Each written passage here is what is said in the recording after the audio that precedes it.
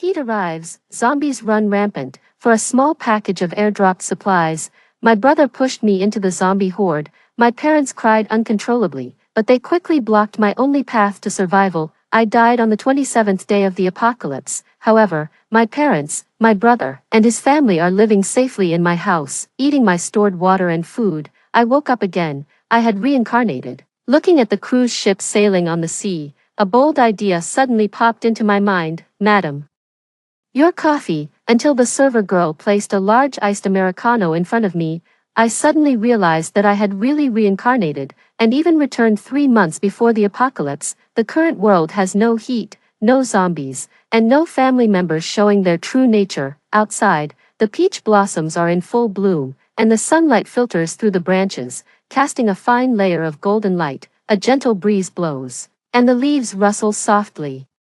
Everything before my eyes is so beautiful it feels unreal. In my previous life, a high-temperature apocalypse came. I took precautions, stockpiling nearly a year's worth of water and food for myself and my parents. I also used my connections to buy a small generator. I thought with these things, I could easily get through the disaster, but I didn't expect a zombie virus outbreak. Before that, my brother didn't listen to my advice. He firmly believed the high-temperature weather would soon pass, and there was no need to stockpile water and food, even mocking me as a worrywart. But a few days later, my brother's family ran out of supplies. He called his parents to complain, saying he wanted the whole family to move in with us so that we could take care of each other. I did not agree, because I knew that once I agreed to his request, with his selfish and self-centered personality, it would be like inviting a wolf into our home.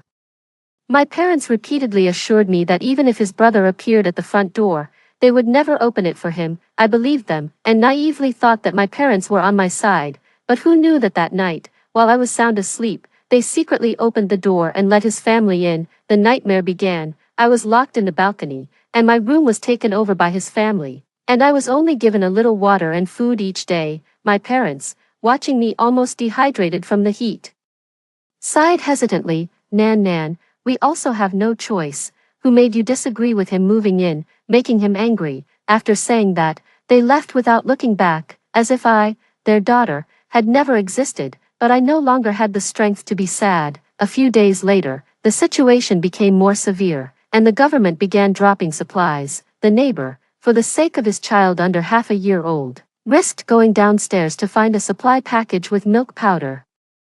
But before he could reach the door, he was devoured by the zombies chasing him from behind. The 5-year-old nephew was tired of canned food, and upon hearing there was milk powder outside, started crying to eat it. The brother had no choice but to go out, but feared the zombies lingering at the door. My eyes rolled 3 times, drawing their attention to me. At that time, I was on the verge of death from the high temperature, dehydration, and hunger.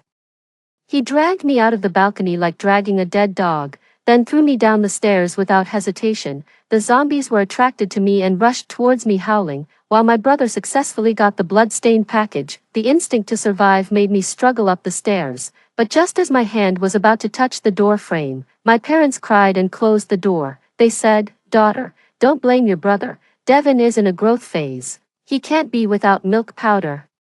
The world turned dark. When the zombies rushed at me again, I didn't run away. Maybe heaven felt I was too pitiful, so it gave me a chance to be reborn. How can I survive in this high-temperature and zombie-infested hell mode? Yet I can't figure it out no matter how much I think about it. Until I saw a cruise ship sailing on the sea, a bold idea suddenly popped into my mind. Without any hesitation, I quickly left the seaside cafe I often visited.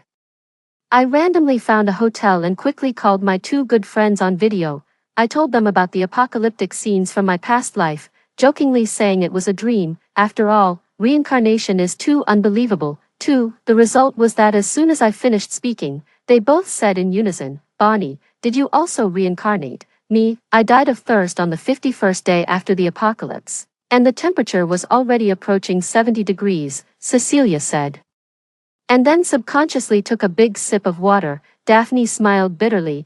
I was a bit better. I lasted more than 100 days. The temperature didn't rise anymore, but the zombies became even worse. My apartment was gnawed through by several mutated zombies, and I had a face-to-face encounter with them. I felt dizzy and thought the hope of surviving became even more distant. The more things were like this, the clearer that bold idea became in my mind. Since staying at home could no longer guarantee absolute safety, maybe I should take a gamble, going by boat to survive. Daphne was surprised, then couldn't help but nod. This might really be a good idea. In that case, the problem of living water and electricity would be solved. If I remember correctly, water and electricity supplies started to cut off after 30 days of the apocalypse. Daphne was a top student in engineering, and if she thought it was feasible, it must be safe. Cecilia also said, plus the most troublesome zombies. Although there is no explicit research indicating that zombies are afraid of water, their activity areas are indeed concentrated on land. If we are on a boat, then we don't have to worry about the kind of zombies that Daphne encountered in her past life. So, we decided to go with this boat-based survival plan, taking a chance and hoping for the best. Until the afternoon of the next day, I checked out of the hotel and went home.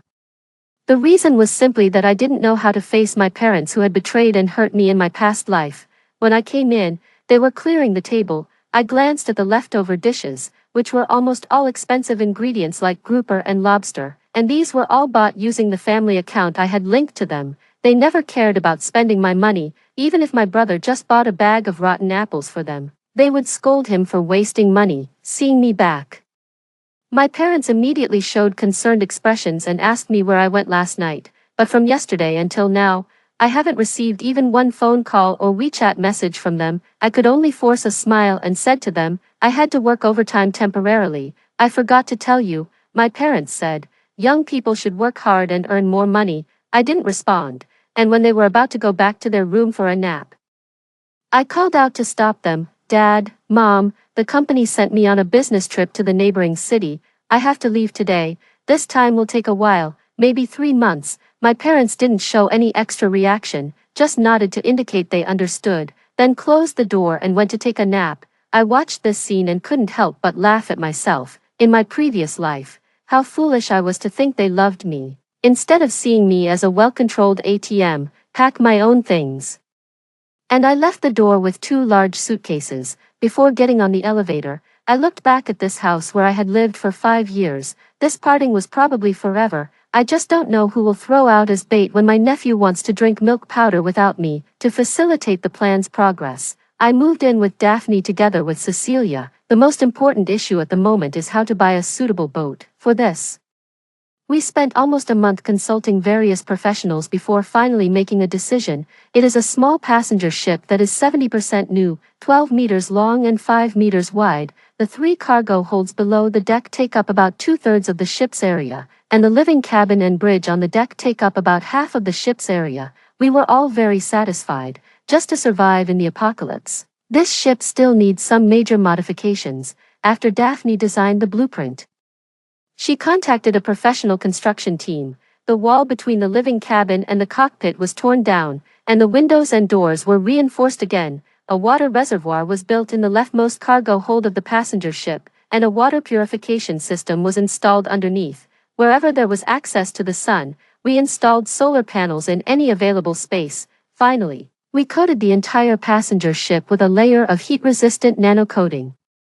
Although we didn't know how much it would help, it should be better than nothing. After the ship was modified, there was only half a month left until the apocalypse arrived. It was only early June, but the daily high temperature had already started to hover around 40 degrees.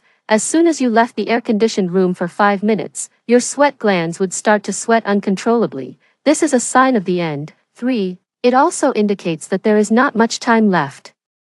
So we started hoarding supplies. First of all, food. Canned goods and instant foods are definitely the biggest part, as well as dried vegetables and preserved meats. Rice, flour, oil, and snacks are also a must. As for fresh vegetables, fruits, and meats, to ensure they last longer, we could only buy them the day before boarding the ship. Next are various daily necessities. I bought an entire truckload of toilet paper and sanitary napkins, almost making the Costco staff drop their jaws. Then there are medicines and fuel needed for the voyage, which we also tried to get as much as possible. Finally, we bought 3 super energy-efficient double-door large-capacity refrigerators and 4 large generators to ensure we wouldn't face a power outage crisis. As for drinking water, I can't even count how many boxes I've bought. On the 3rd day before the apocalypse, the outdoor temperature had already approached 50 degrees. I looked at the remaining 4-digit balance on my phone and opened the half-day delivery app. Around 8 o'clock in the evening, Mom called me for the first time in 3 months. There were no greetings, no concerns, just an immediate outburst of complaints. Nwan, why did you send so many boxes of water and instant noodles home? We don't eat this stuff normally. What's the use of buying it? My dad also chimed in. That's right. Now the house is in such a mess, there's no place to step. With that money, you could have bought us some health supplements instead. I didn't feel like beating around the bush with them, so I said, I just noticed that the weather has been a bit abnormal lately, and I'm worried about any possible emergencies, so I bought some things in advance for unexpected needs. If you find it annoying, just throw it away. Probably sensing the coldness in my tone, my mom spoke awkwardly. Why didn't you say so earlier? I'll take these things back with my dad later. If you have time, remember to buy something for your brother. I didn't say anything else, just silently pressed the end call button. The last day before the apocalypse, some people have already realized the severity of the situation and started stockpiling food and daily necessities at major supermarkets. Everywhere was crowded, and there were even people collapsing from heatstroke. Ambulances and police cars were continuously arriving, as if they were the warning of the apocalypse. We went through several places to buy fresh vegetables and fruits, and meat. When we returned to the dock, it was already 11 o'clock at night, but the temperature showed no sign of dropping. A heat wave hit me in the face. My nasal passages seemed to be tightly blocked by the scorching air. It was like having the flu, with difficulty breathing. When I was carrying things onto the boat, I had intended to call out to Daphne and Cecilia and ask if they wanted to let their families know. But when I thought about their experiences, the words on my lips were forcibly swallowed. Maybe seeing the look of confusion on my face, Daphne came forward and patted my shoulder. The parents who named their child Keith because it wasn't a son are no different to me than dead people. Cecilia also came over and laughed. I wondered why your expression was as colorful as a palette. It's because of this, isn't it? Don't worry. I haven't been in touch with them for 800 years. Besides, even if the sky fell, it would be their son who would hold it up. What does that have to do with me? For, looking at their calm faces, I suddenly felt my previous worries were a bit silly. Yes, when the sky falls, their beloved son will take care of it. What does it have to do with us, the daughters who are looked down upon, oppressed, and exploited? After buying the fresh ingredients, Daphne sailed away from the dock. The cabin temperature was kept constant at 28 degrees.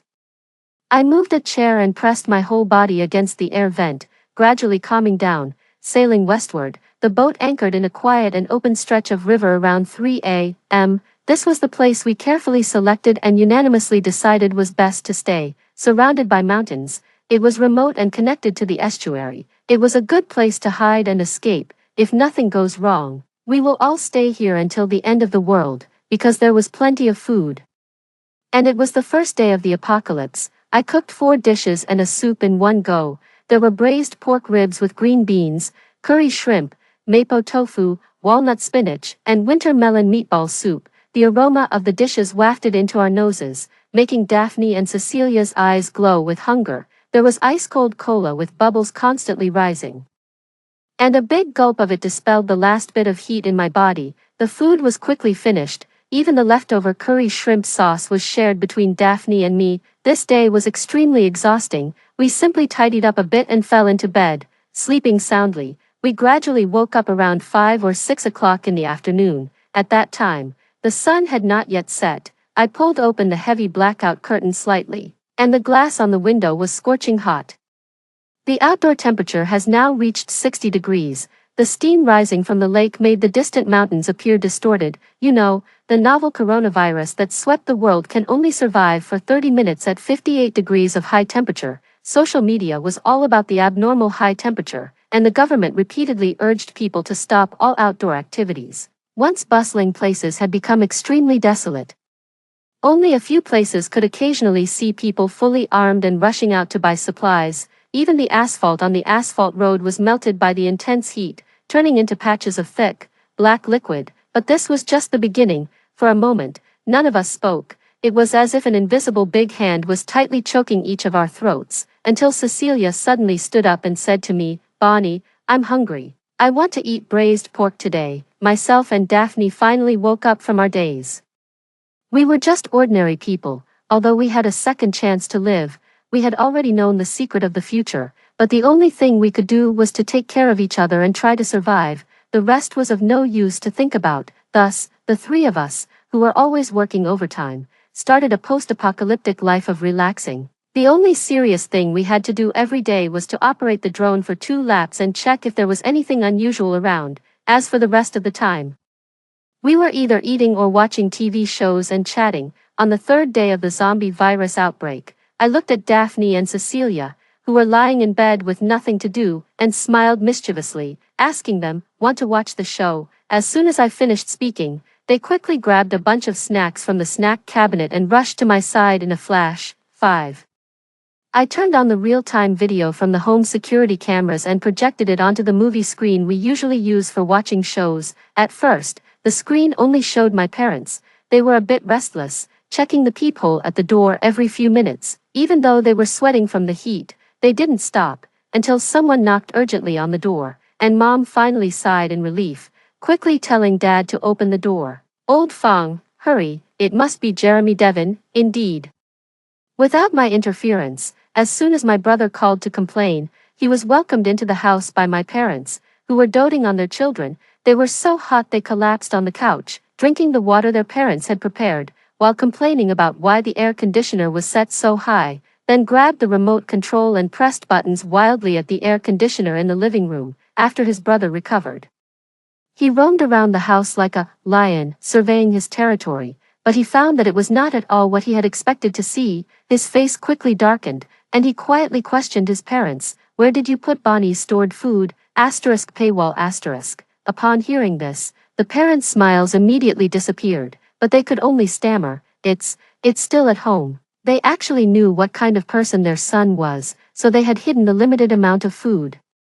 I really thought they had no selfishness towards their beloved son, but such an answer obviously did not satisfy the brother. He furrowed his brow and raised his voice, "We're at home, hurry up and tell me, don't be so slow." The parents were scared, and they knew that if they didn't say anything, the brother would get angry and it would be hard to settle down, so they had to take him to the place where the food was stored. That's all. The brother couldn't help but mutter in anger.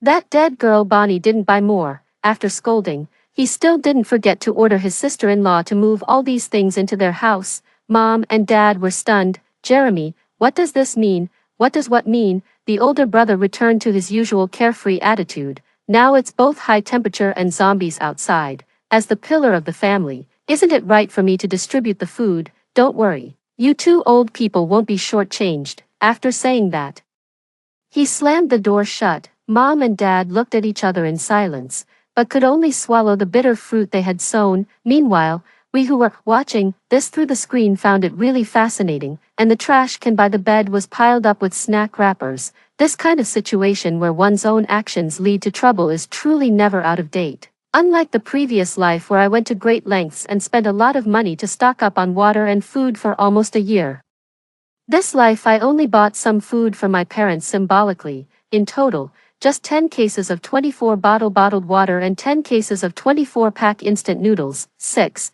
But it can't be without it either. Otherwise, the brothers' family wouldn't have come to us when they ran out of supplies. A 5-person family relying on such little things to survive in the scorching apocalypse is nothing short of a fantasy. So today's little show is just an appetizer. The days ahead will only get more exciting. Since then, besides eating, watching TV, and chatting, we've added another entertainment activity, gathering together to watch the real-time surveillance footage of my house. As Daphne put it, every day brings new fun, much more interesting than current domestic TV dramas. Since the brother got the food distribution rights, besides him and his son being able to eat whatever they want every day, the parents and sister-in-law can only get 1 pack of instant noodles a day. He even gave it a nice name, saying that the elderly and women don't need to eat too much, which is better for their health. The sister-in-law has always obeyed the brother without question, so she didn't react much. However, after the parents were taken in by me, they ate whatever they wanted every day without any restraint.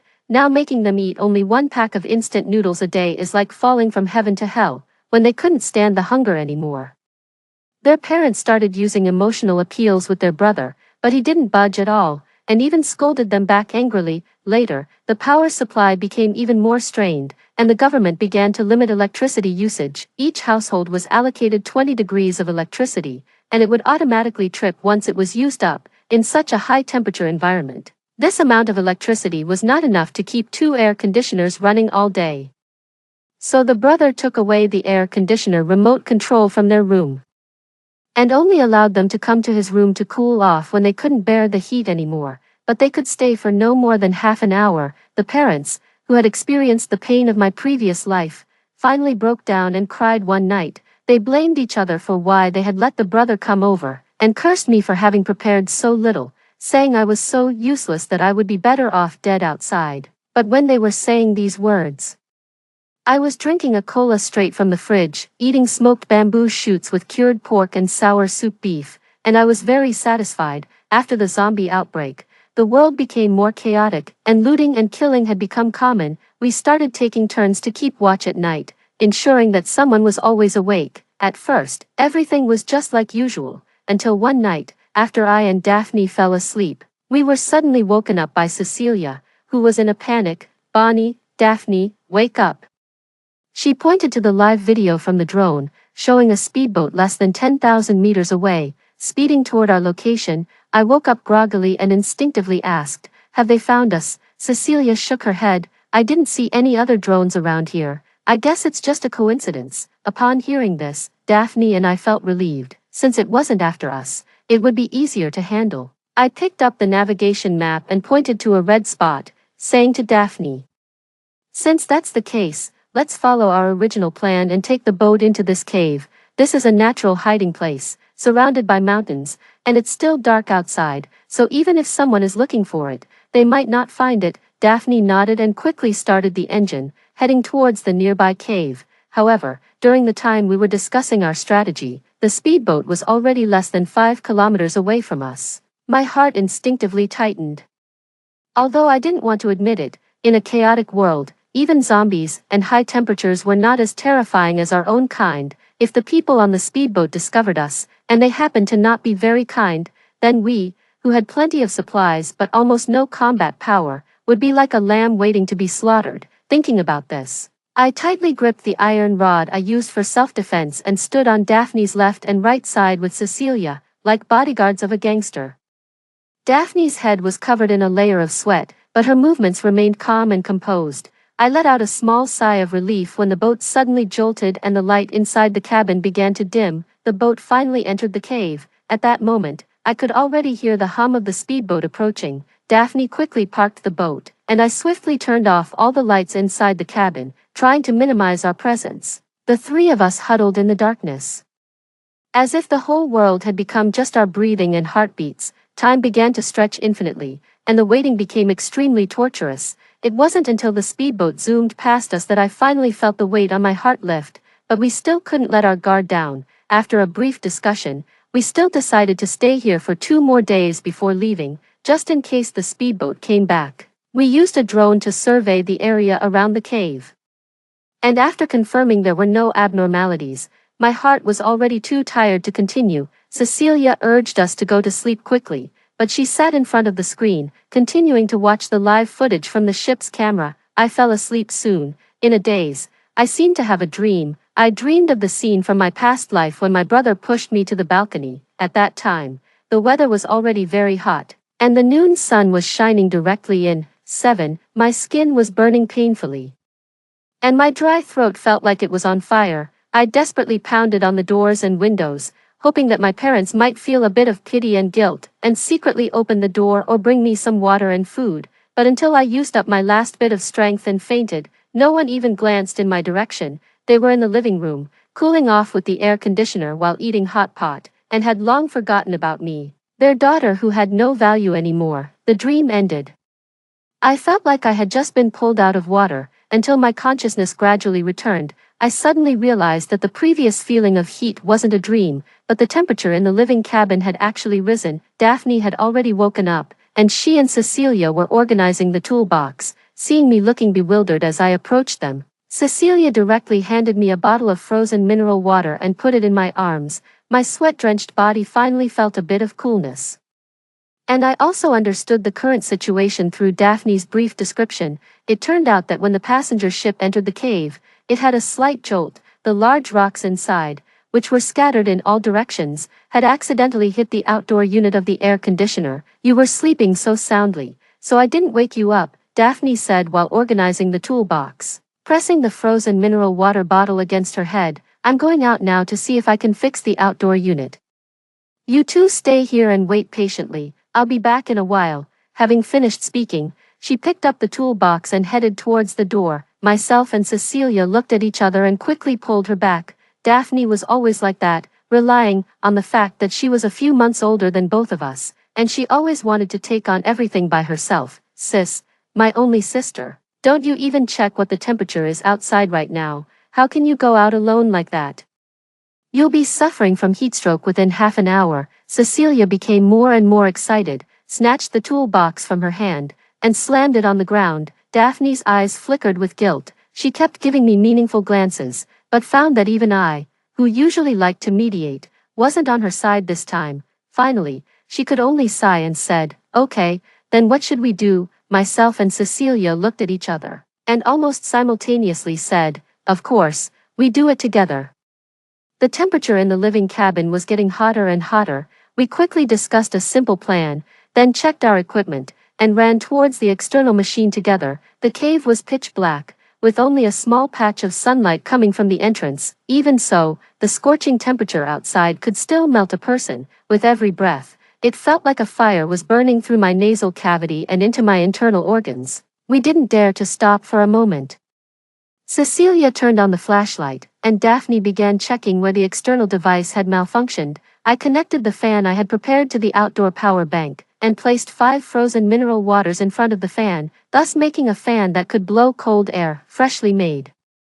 However, the temperature outside was too hot, and even the mineral waters that were frozen solid could only last about 15 minutes before the ice inside completely melted. Therefore, at this time, I and Cecilia had to take turns, bringing new frozen mineral waters from the living cabin before the ice melted. The melted water could not be wasted. Pouring it on our heads or drinking it was a very effective way to cool down, even with all the preparations. After being outside for almost an hour, we were still almost exhausted from the heat. What's more terrifying is that when I went back to the living cabin for water for the 3rd time, the temperature inside was almost the same as outside. Fortunately, after Daphne took apart the external unit and checked it, she found that it had stopped working because of a small problem with the bearing. Although it was a bit complicated to fix, it was definitely fixable. For this, we all breathed a big sigh of relief. After all, with this temperature, without the air conditioning's cool air, even if we could withstand it,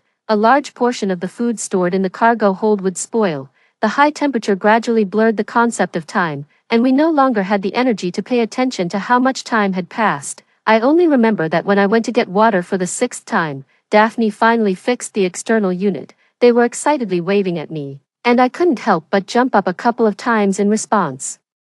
But I almost fell to the ground due to weakness. We helped each other back to the living cabin. We didn't care about our sweat-soaked bodies, and just collapsed onto the beds, quietly enjoying the joy of surviving the ordeal. Until the last bit of heat in my body had faded, I picked up my phone and checked the date, and found that it was exactly 3:00 p.m. on August 12th. At that time in my previous life, I had already been thrown into the zombie crowd, turned into pieces of broken flesh. Now that I have a second chance, the me who is still alive is going to see who he throws out for that small package of emergency supplies. This time I didn't call Daphne and Cecilia, but silently opened the real-time monitoring. The video stuttered for a moment before finally becoming clear. Dad was gone. The mom, who had lost a lot of weight, was lying on the ground, crying almost to the point of passing out, while the little nephew was sitting on the sofa, drinking milk from a cup contentedly. The brother was also eating the self-heating rice box from the emergency supplies, as if the woman crying desperately in front of him didn't exist at all. The sister-in-law was still as silent as ever, her gaze still as vacant, but now with a bit more fear in her eyes. I guess she didn't expect that her brother could throw their own father into the zombie crowd just for a bite to eat. 8. When the lips are gone, the teeth will feel the cold. Not long after, the brother and nephew finished all the supplies from the airdrop in a flash, satisfiedly belching, without leaving a single bite for their mother and aunt. The life of the father had only turned into a meal for the two of them, but the mother didn't dare to say a harsh word, only venting her frustration to the air after the brother and his family went back to their room to rest. Her mouth opened and closed, not sure who she was speaking to. No one was listening. Finally, she said she was tired. Sobbing, she got up, picked up the empty airdrop package, and searched through it inside and out, but found nothing. 2 lines of clear tears mixed with sweat fell again. She curled up on the sofa, tightly closing her eyes. It seems that this is how one can escape the fact that dad died and that her brother is a scumbag. Indeed, it's not until the knife cuts into your own flesh that you feel the pain. Moreover, the one who inflicted this deep wound is the one they loved with all their heart. Their beloved older brother. From then on, I never turned on the surveillance again, and Daphne and Cecilia also didn't ask, until the 36th day after the apocalypse. According to Daphne and Cecilia's memories from their previous lives, there is only 1 day left until all areas are completely overrun, and water, electricity, and communication are completely cut off. So I posted a photo visible only to my brother in my friend's circle. Today is Cecilia's birthday. I made her a big cream cake with the last few eggs. I also took out 3 ribeye steaks and cooked them to be nicely charred on the outside and juicy on the inside. Small dishes such as chicken wings, potato sticks, sausages, and salad were neatly arranged on the table. In the photo, I was holding a frostbitten highball glass in one hand and a fork with a large piece of steak in the other, smiling with satisfaction. Other delicacies on the table were also fully visible through the wide-angle lens.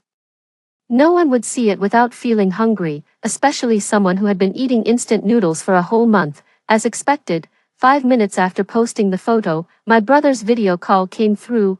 I lazily answered the call, and what came into view was his face, twisted with anger, and a torrent of insults. "Bonnie, you little slut, you're still alive. I thought you had died outside. Speak, where are you eating alone right now? Tell me your address right away, or you'll regret it." Mom's sorrowful voice also came from the receiver. "My child, you little brat, where did you go to enjoy yourself? Mom is almost dying of heat and hunger. Come and pick me up. I can't go on like this for another day." I slowly scooped a big spoonful of cream cake. Couldn't help but sneer. "This is the way you beg. I don't want to have a couple of Buddhas housed in my home." Upon hearing this, my brother's eyes immediately sparkled with excitement. The face that was just glaring angrily now seamlessly switched to a fawning smile. "Bonnie, I was just confused earlier. Please don't take it to heart. I was just worried about you after all. You're alone out there, and you're a girl. These days are so chaotic. What if something happens to you? How would you handle it? So, please tell me your address. That way, if anything happens in the future, you'll have someone to rely on, right?" The exact same words as in my previous life. I pretended to be moved by this reasoning, but on my face, I showed a worried expression. "I would like you to come over, but it's really dangerous now with zombies and high temperatures." Hearing this, my older brother also became annoyed and scratched his head. I looked on coldly without saying a word, and took a bite of spaghetti covered in sauce. He instinctively swallowed, as if he had made up his mind, and muttered quietly, "Fortune comes from risk. I'm going all in, Bonnie. Send me your location, I'm coming right over." My younger cousin cheered and kept shouting, "Let's go eat steak cake, let's go eat steak cake." My mother and sister-in-law also showed happy expressions, unable to hide the smiles on their faces. But just as they were all waiting for me to send the location, I suddenly changed my tone and said with a troubled face, "You all want to come over, but I don't have much supplies here, only enough for 3 people for a year." "What?" My mother's eyes went wide and she almost fainted. The sister was also desperate and collapsed on the sofa, because they knew in their hearts that if only 2 people were allowed to go, they definitely wouldn't be in the brothers' selection. But the mother hadn't given up yet. 9. She quietly retreated to the kitchen with her phone, intending to chat with me privately. As soon as she opened the WeChat interface, she saw the message I had sent her. At the same time, the brother was laughing uncontrollably at the location I sent him, because the distance was just too close. Under Cecilia's setting as a top programmer, the location I sent him was Building 14 in the same neighborhood, which only takes 15 minutes to walk. The sister was still desperately begging the brother to take her along. "Jeremy, Devin is only 5 years old. He can't be without his mother." But the older brother looked indifferent and smiled mischievously, asking the nephew who was fully equipped, "Devin, Are you willing to share the cream cake and steak with Mom? The nephew shook his head and said loudly, I won't give anything to Mom. Good things are all mine and Dad's. The older brother nodded in satisfaction and praised. You really are your dad's son. Just as they had already put on their shoes and were about to go out, Mom came out from the kitchen. She looked sorrowful. Jeremy, are you really going to leave me behind? I'm your own mother. So what if you're my own mother? The older brother frowned. Didn't you hear Bonnie say that only 2 people could go? If you want to blame someone, blame Bonnie, who told her not to prepare more food. Mom didn't say anything anymore. The older brother also didn't want to bother with her. He looked at the video doorbell, and after confirming there were no zombies around, he led his nephew out of the house quietly. After the footsteps outside completely disappeared, the mother quickly wiped away the sorrow on her face and said to her sister-in-law, who was still dazed, hurry and move the sofa to the door. Don't let them come back in. Nana's location is fake. She's not in this neighborhood at all. The sister-in-law was a bit confused, but her body instinctively followed the mother, pushing the sofa against the door. But after blocking the door, she still couldn't help asking, what about Devin then? The mother let out a cold laugh. What can we do? You're thinking about your son, but has your son ever thought about you? Only when they leave. We might have a chance to survive. The sister-in-law fell silent. The mother said nothing more, and staggered to the kitchen, quickly eating 3 packs of instant noodles and sharing them with the sister-in-law. This was the first time they had a full meal since the zombie virus outbreak. About 40 to 50 minutes later, there was a sudden, urgent knocking at the door. On the video doorbell screen, my brother was so scared by the zombie with a green face and fangs behind him that he almost wet his pants. He pressed against the door, shouting desperately, but still couldn't help but curse me a few times. The little nephew had disappeared, and it was unclear whether he had been pushed out as bait when he was running away. The 2 women in the living room didn't move at all, just quietly scrolling through their phones. It seemed that the desperate pleas from outside the door and the barking of stray dogs were no different. A few more minutes passed, and the screams outside gradually faded. In the empty hallway, all that could be heard was the low growls of zombies wandering nearby. 10.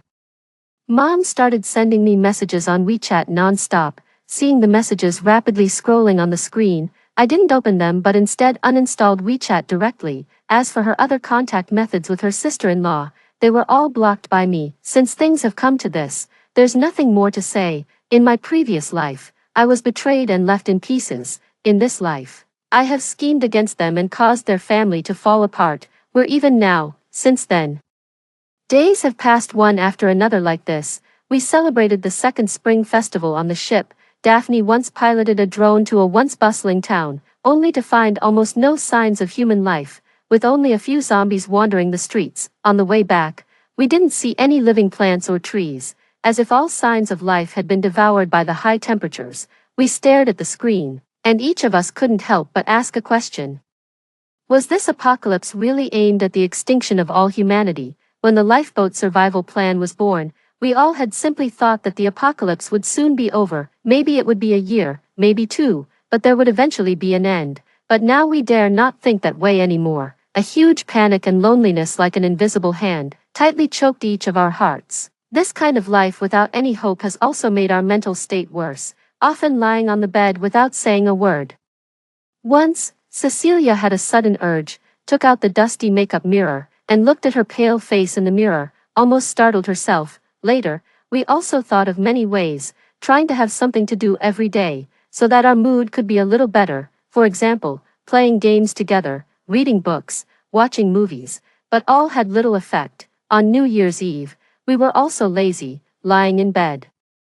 Except for occasionally going to the bathroom or opening a bag of snacks and mechanically putting them in our mouths, there were almost no other movements. It was not until after 6 o'clock in the evening that we struggled to get up, preparing to make dumplings, accompanied by the background music of last year's Spring Festival Gala. I took out the last 2 portions of beef filling from the refrigerator, and chopped the rehydrated dried vegetables into small pieces to mix into the filling. The kneaded dough was cut into small portions, and with a few rolls of the rolling pin, it became round dumpling skins with thick centers and thin edges. I shaped the dumplings into the shape of ingots and arranged them neatly on the bamboo tray. As soon as the water started boiling, they were continuously dropped into the pot, until the steam and the aroma of the dumplings filled the living cabin. we felt a rare sense of peace and happiness, because there was not much non-canned food left. We didn't prepare much for this New Year's Eve. Besides dumplings, there was also a platter of cured meats and a small cold dish of dried cucumbers. At this time, it was already approaching midnight, and the new year was about to arrive. The hosts on the screen were counting down, and we raised our glasses to celebrate. But just at the moment the new year arrived, Daphne couldn't hold it anymore. She was crying and covering her face, asking us when this kind of life would finally end. Myself and Cecilia wanted to comfort her, but tears fell before we could speak. Yes, when would this kind of life finally end? Our remaining supplies could not last until the next new year, and everyone's mental state was on the verge of breaking. Maybe we won't make it until the end of the apocalypse. At that moment, a continuous, popping sound interrupted our despair. What's that sound? Cecilia wiped her tears and became alert, looking around.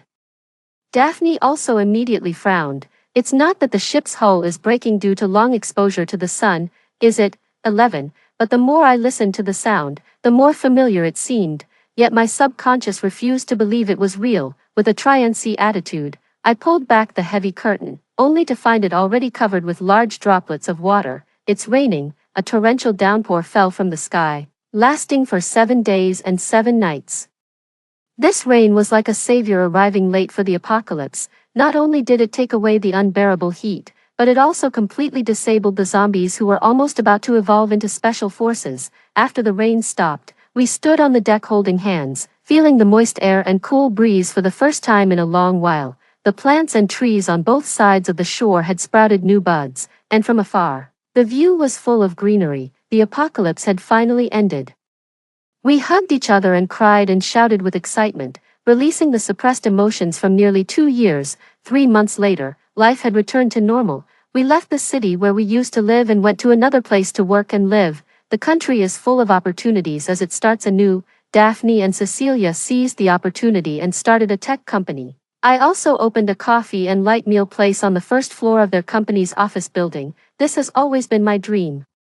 However, such a dream that does not make money and involves risks is not allowed in a family that favors males and is spiritually impoverished. Now, I have completely broken free and can finally fully realize my dream. Later, Daphne and Cecilia's tech company soared like a rocket and even went public on the Nasdaq. I became a small shareholder of their company by purchasing their initial shares. Many years later, after we have fully achieved financial freedom, we established a foundation to provide financial and technical support to girls who cannot complete their education or realize their dreams in large families. I hope one day they can also break free from the mire of their family of origin, grow into tall and strong trees, and always face the sun. Story 2. In my past life, when the zombie outbreak occurred, our farm had everything we needed to survive, and my kind husband took in my aunt's family. When the harsh winter came, they deliberately damaged the furnace to draw others away and let zombies in to bite me to death. My disabled husband was also thrown out to freeze to death. Reborn a month before the apocalypse, I decided to seal off the farm and not let anyone else in. While others were escaping from zombies, I was drawing them to my door to serve as my free bodyguards. My husband became disabled in both legs due to a car accident. To take care of him, I quit my job and started a social media career, gradually becoming a minor internet celebrity. With the money earned, I transformed our old homeland into an ecological farm. The farm, though only 80 acres, was designed by me to be naturally elegant. After 5 years of operation, the farm developed well, and I expanded it by adding a convenience store, parking lot, barbecue area, fishing area, and goose houses. Spring was for flower viewing and fall for fruit picking, attracting many visitors. Now in April, as the flowers fade and the farm enters the off-season, I was planning to build an ecological restaurant to boost visitor numbers during these slower months. But this morning, amidst everyone's confusion, I pulled all farm products off the shelves, deleted all promotional videos,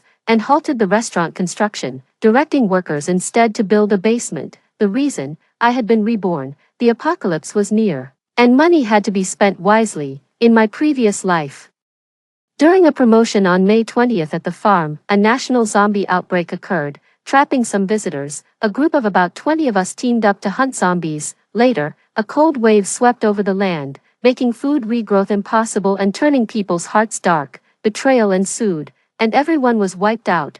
having returned, I chose to look after myself. The farm, built against a mountain, had all necessary emergency supplies and food, so there was no need for large-scale stockpiling.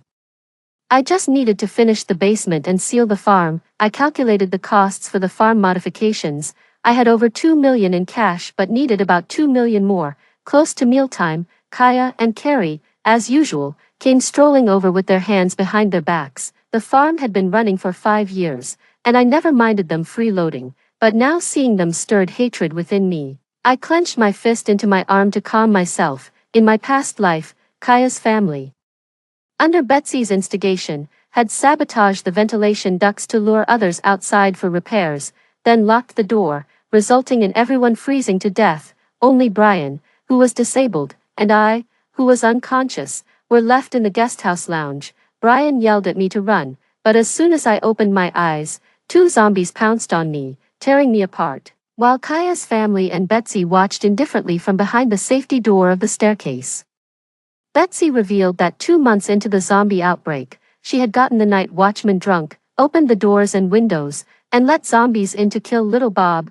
We all thought it was an accident at the time, Betsy arrogantly declared. In the apocalypse, the saints die first, and the disabled are not spared, but we were humans, not NPCs in her apocalyptic game. Could simply being labeled as saints or useless justify random slaughter? Betsy then shot the zombies dead. After Kaya's family threw us out, Brian kept shouting for his aunt and uncle, trying to evoke a final shred of kinship from them. Casper slapped Brian across the face. Why won't you just die? You should have been dead long ago. The old homestead, this farm, it should all be mine. All the money should be mine. That was when I realized that Casper had been coveting Brian's family's fortune for a long time. We were cast out into the snowy landscape. Surrounded by teammates frozen into ice sculptures, we, who had shared life and death, were utterly defeated by the betrayal of our own. I tilted my head back to force back the tears and turned away to hide my hatred. What are you doing? Digging a foundation just to fill it in again? Have you got money to burn? Kaya's nagging voice echoed around the construction site. After she ranted for a while and saw that I was ignoring her, Kaya grabbed a shovel from one of the workers, pointed at them and asked, "Are you deaf?" Unable to endure her indirect insults, I raised my voice and asked, "What are you doing?" Casper, hands behind his back, said with a look of disappointment, "Isn't it supposed to be a restaurant? Digging a foundation only to fill it back in? What a waste of labor costs." "It's none of your business," I snapped back unapologetically. I'm usually amicable, but this was the first time I had retorted so sharply, causing both of them to flush red and then pale. Kaya pointed the shovel at me. "May, how dare you speak to your elders like that? And after we came here to help you?" I laughed. "Oh, so Auntie came to help me work. How could Uncle just stand there doing nothing?" I pointed at a wheelbarrow nearby. "Go move some soil." Casper, with his hands in his pockets, mockingly said, "Oh, the great internet celebrity, now bossing around her elders." From a distance, little Bob pushed Brian towards us. I loudly said, "If you don't want to work, just leave." "Am I forcing you? Why the need to shout?" Kaya, furious, her face ashen, said, "This is our land, our farm. How dare you try to drive me away from my own home?" Little Bob said, "Big sister didn't say anything about driving you away." Little Bob, who usually had his heads down and didn't make eye contact, now summoned the courage to speak up. "If you're just here to freeload, go ahead. The farm can support one more mouth. You said you came to help, but all you do is argue with Big Sister." I scoffed. Little Bob, without regard for right or wrong, staunchly took my side. Kaya lunged to hit little Bob. "Who taught you to talk to your aunt like that?" I quickly said. "Try touching him and see." Brian raised his hand to protect little Bob behind him. Casper, still somewhat sensible, knew they weren't welcome at the farm today and forcibly dragged Kaya away. Kaya kept looking back at Brian, thinking he would mediate, but Brian, with a stern face, watched as Kaya was pulled away without saying a word. Driving those two away didn't bring me much relief. No matter how troublesome Kaya was, when the end of days arrived, Brian would still take her in. I had to eliminate this risk. Kaya's son, Carl, was getting married, and they were looking to buy a matrimonial home.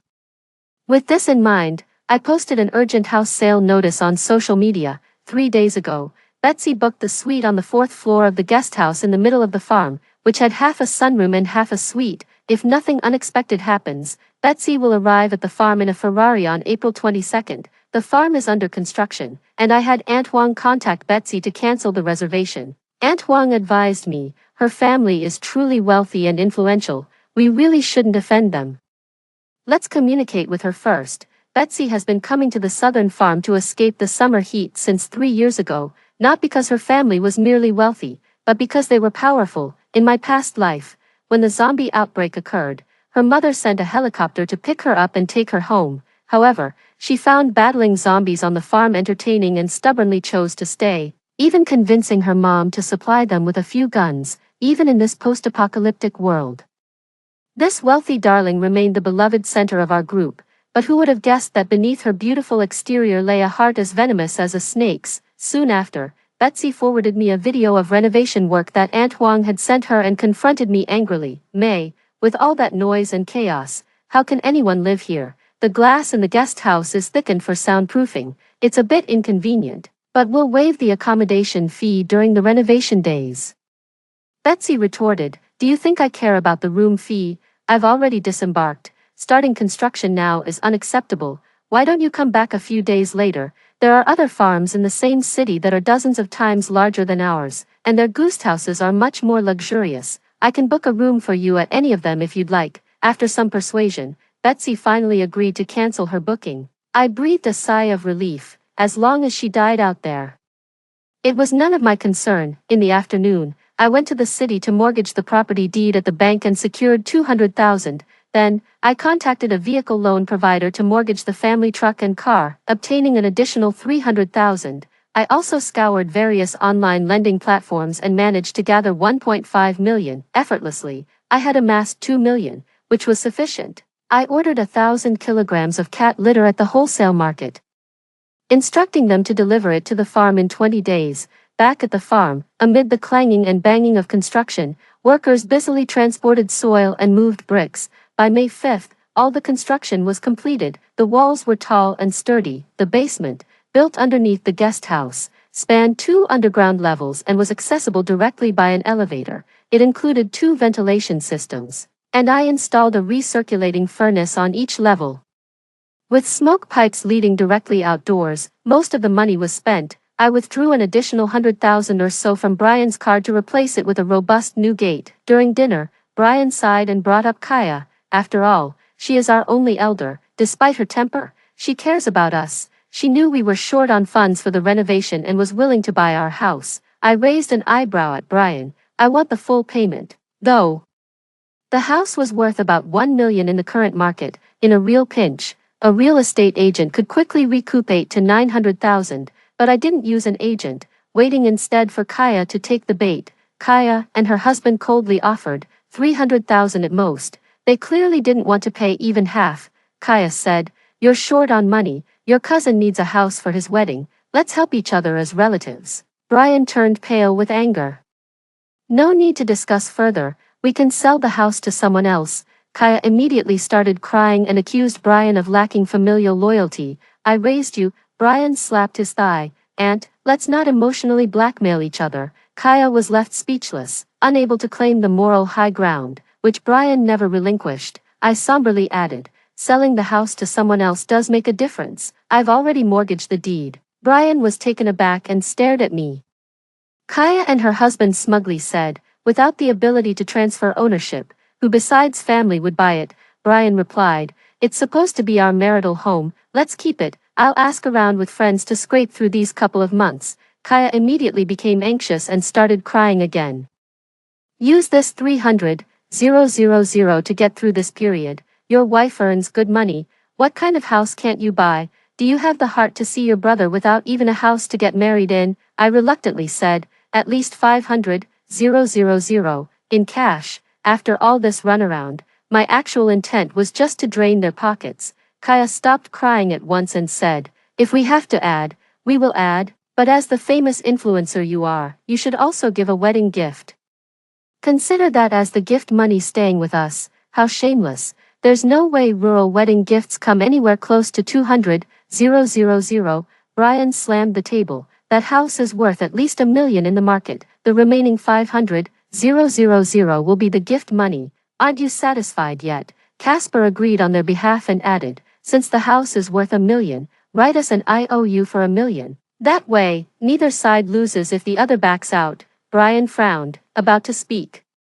But I stopped him and said, okay, I'll give you the keys tomorrow. I immediately wrote an IOU and transferred 500,000 to my card. The IOU was handed to Casper. Once Kaya and her husband left, the butchers and temporary workers we had asked for from town arrived. I planned to slaughter all the livestock in the breeding area: pigs, cattle, sheep, chickens, ducks, geese, and the big fish from the fish pond, and make cured meats, leaving only some egg-laying chickens, ducks, and a few young piglets and lambs. I drove a small truck with Mimi and 2 workers into the city, dropping them off at the old house to clean up the furniture. While I took Mimi shopping at the mall, I handed Mimi a card and said, we won't have time to come to the city later. Pick out the snacks you like. As long as you eat them before they expire, take as much as you can. In my previous life, Mimi died suddenly. I cried to Brian, saying if I had known, I wouldn't have restricted Mimi's snack eating.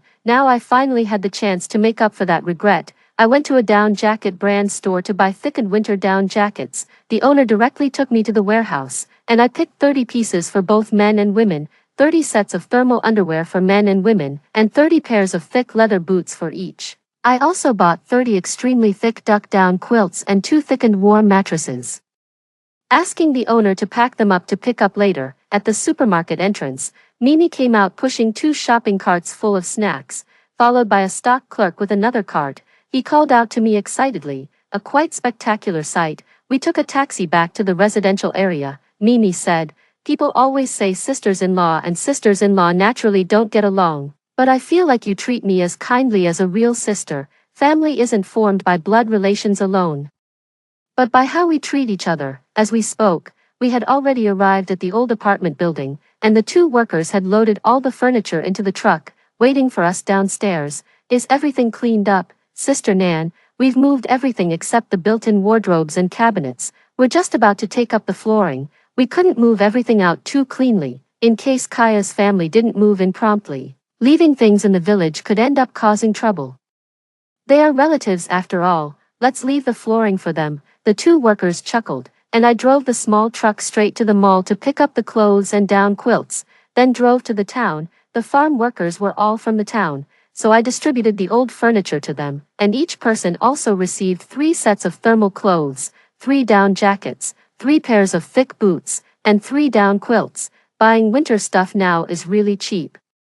Take it home and save it for when it gets cold. The workers hesitated to accept the new clothes, and just then, Casper appeared, hands behind his back, scoffing as he saw us. Got some nice things there, and you don't even think to honor your elders. I coldly retorted, I thank those who work for me. The commotion attracted onlookers from the street, and some even took out their phones to record me. I tossed the old house keys to Casper, saying, I'm selling $1 million house to you for half its price. That's the end of any familial ties. Don't pretend to be my elder in front of me anymore. Casper, with his nose in the air, retorted, you aren't short of money, you wouldn't sell it for so cheap. Tired of arguing, I instructed the workers to remove the items and gave the unneeded furniture to the neighbors, realizing the furniture came from the old house. Casper stormed off furiously. Soon after, Kaya came out crying hysterically, exclaiming, damn it, you'd rather give it away than leave even a bit for me. From the car, Little Boo urged me, let's go, quick. I stepped on the gas, leaving behind Kaya's cries and curses. It was about 3 kilometers from town to the farm, a drive of 5 or 6 minutes. Returning to the farm, Kaya's complaints and curses migrated to Brian's phone, all in 60-second voice messages. She cursed that I would meet a terrible fate and wept about her deceased brother. Complaining about how her family mistreated her, I couldn't help but chuckle, while Brian forcefully took back his phone to reply, we'll give you your money back, and we won't sell the house. That way, you won't feel shortchanged. Kaya, gritting her teeth, scolded Brian for being heartless. Now that you've raised the money, you don't need us anymore. Aren't you afraid of divine retribution? The next day, the workers shared a laugh about Kaya's family's predicament. They hired a truck overnight to move to the city. Carl even said if you back out, he'd kill you all. Brian, uninterested, wheeled himself off to go fishing. I smirked secretly, glad to have provoked the evil in Kaya's family early in life, wondering how Brian could still feel sympathy for them. With Kaya moving to the city, even if Brian softened at the end of his days, he could do nothing about it. With the outbreak of zombies just days away, I had the workers chop down the tall fruit trees and saw them into firewood, stacking it beside the guest house. On May 17th, I gave the 5 farm workers an extended vacation and paid them 3 months extra salary. I also sent them off with several pounds of fresh and cured meat. After that, I didn't have much need for money. With about 300,000 left on my bank card, I took Little Boo to buy gold bars. I bought 10 gold bars, spending all the money on the card. Enticed by a saleslady's enthusiastic pitch, I took a liking to a gold necklace priced over 10,000. I frowned and said to the necklace, "Actually, I don't even like you that much. Besides, you're really expensive." As Little Boo and I were about to leave, Little Boo took out a bank card from his bag and handed it to the saleslady, saying, "I'll buy it for you. You give me 2,000 a month for spending. And Big Brother gives me a bonus during the new year. But since you buy me everything and won't let me eat snacks, I've saved up." The saleslady warmly placed the necklace around my neck, remarking, "Sister Nan, it's all real in your videos. You and your sister-in-law really do get along well." This scene was captured on someone's phone. I told Little Boo, "Let's use all your money to buy more gold bars." When we returned, we brought back 15 gold bars and a car full of gifts from the jewelry store. Back at the farm, Brian greeted me with a stern face. "You've been cyberbullied." He handed me his phone. 3 days ago, Kaya had posted a video, weeping that I had been ungrateful after borrowing money, and she showed a handwritten IOU of mine. The media sensationalized it with the headline, "Internet celebrity May fails to repay borrowed money, allegedly insults creditor."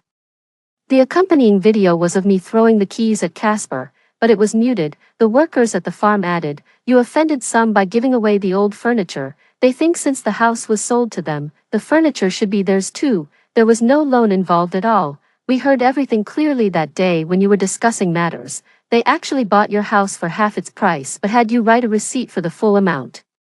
We can get the villagers together to make a video to clarify this." I smiled and said, "No need to clarify, let's keep the farm closed for now. It wouldn't hurt to let Casper and his family jump around a bit." Everyone was puzzled, so I explained, "Notoriety is still a form of fame." I advised everyone, starting tomorrow, I might be subjected to an online backlash. As farm workers, you might be affected too. It might be wise to stock up on essentials and stay indoors.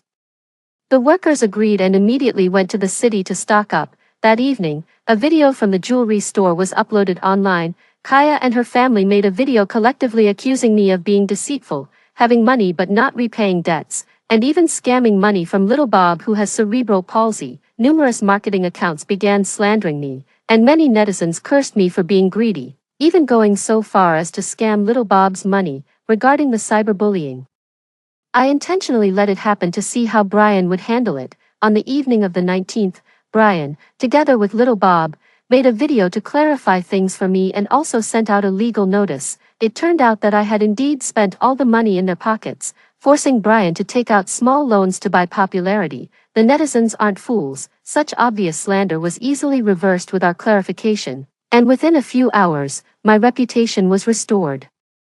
The fact that Kaya was living in my house was undeniable. Brian showed me his phone, saying, "I've already instructed the lawyer to report this to the police. Even if she's my aunt, I won't let her get away with slandering you."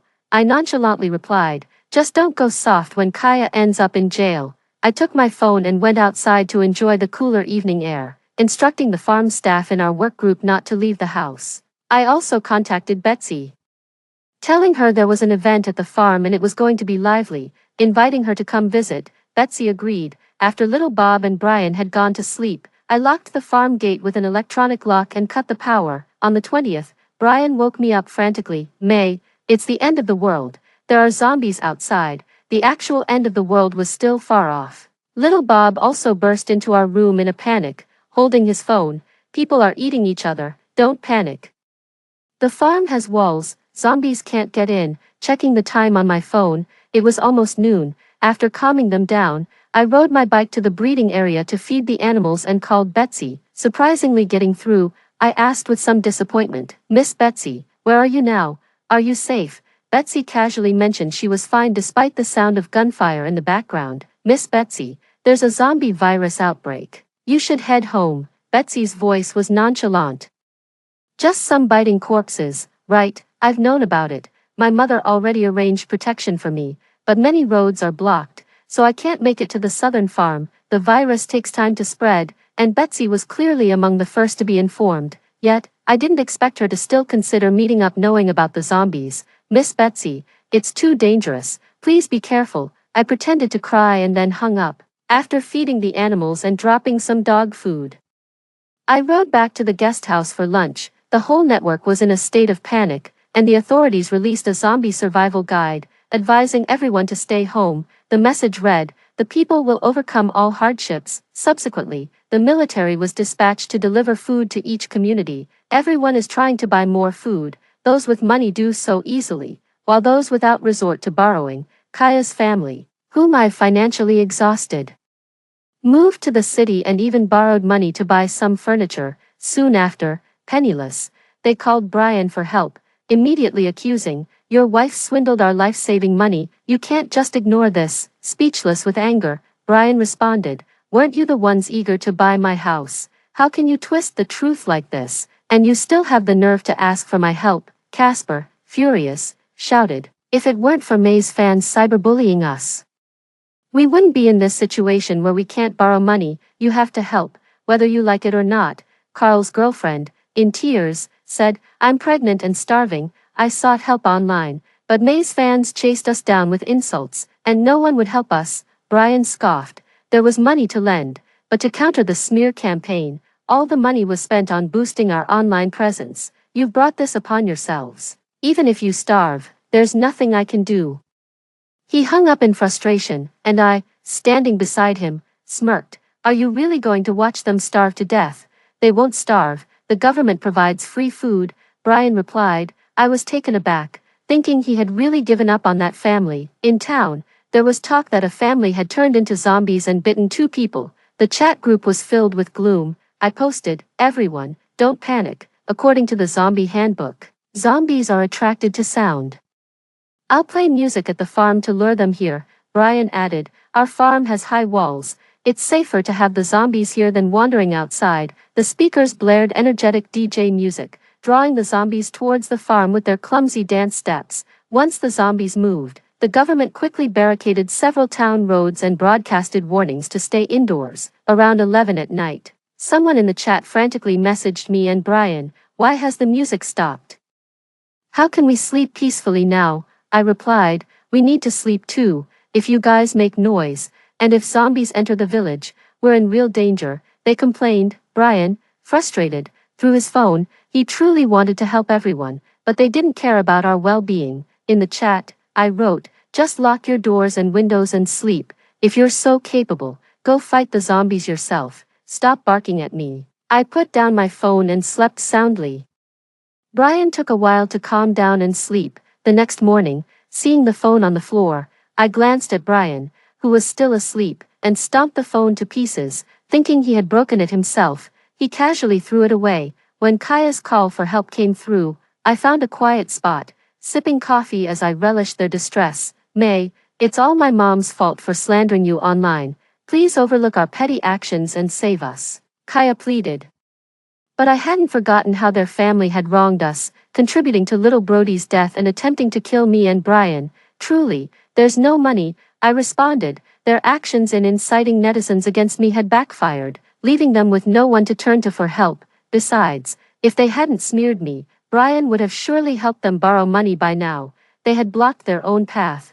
Kaya said, "We've contacted an old neighbor. If you're willing to give him meat, he'll transfer money to us. The countryside doesn't lack food. It's just that some households don't raise poultry. Their craving for meat is understandable. But do I look that generous?" Seeing my indifferent expression, Kaya knelt down crying, "May, please, our old couple has already suffered the consequences of our misdeeds, and your nephew is innocent. Saving a life brings boundless merit. When this child grows up, let him take care of you in your old age." As Kaya spoke, she slapped her own face, while Casper also knelt down crying and slapped himself hard. Carl and his spouse were cursing on the side. "Our cousin kindly sold us her house.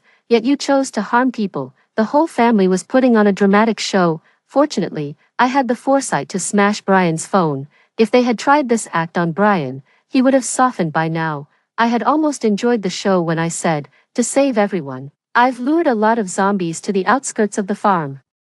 No one can come to fetch the meat now, Carl blurted out. Why don't you just deliver it? I smiled and replied, why don't you come and get the meat directly? It saves the middleman's markup. Saying this, I flipped the camera to show them the scene of Brian cooking fresh meat hot pot in the courtyard. I hung up the video call and casually started watching short videos, legs crossed. 8 out of 10 videos featured people from Kaiga Farm fighting zombies. Betsy was among them. Their weapons were provided by Betsy. Kaiga Farm covers thousands of acres and shelters hundreds of people. The videos showed everyone deeply grateful to Betsy, but I knew Betsy's cynical nature well. She treated the zombie outbreak like some apocalyptic game, using a burner account. I messaged Daniel, be careful with Betsy, she's no saint. That was the only help I could offer them. 3 days later, the number of infected surged, the nation experienced power and internet outages. And the government's last message announced the blockage of transportation in all towns and villages, preserving uninfected areas. This also meant that heavily infected areas were abandoned. The farm had solar panels and a biogas generator, so essential appliances still had power. I kept my loudspeaker on daily, reminding people in town to venture out in groups during broadcast times to gather fruits and vegetables. More and more zombies gathered outside the walls. One afternoon, hundreds of scattered zombies suddenly congregated near the breeding area, likely attracted by the sounds of small animals. Instinctively climbing, they almost overcame the wall by stacking atop each other. Mimi, wearing pot lids front and back and wielding a kitchen knife, charged fiercely at them. I stopped her and handed her an iron hammer. In her past life, this hammer was Mimi's weapon. Mimi took the hammer. Weighing it with satisfaction, I picked up an iron shovel from the corner. My weapon of choice in a past life, which I had sharpened to perfection. Mimi and I stood side by side. Brian, in his wheelchair, silently followed behind. No words were wasted. Facing the zombies was something we had anticipated. A zombie climbed over the 4-meter-high wall and crashed to the ground, its leg bones shattering, but it showed no reaction and staggered towards me with a roar. In Brian's view, I stood motionless until the zombie was close.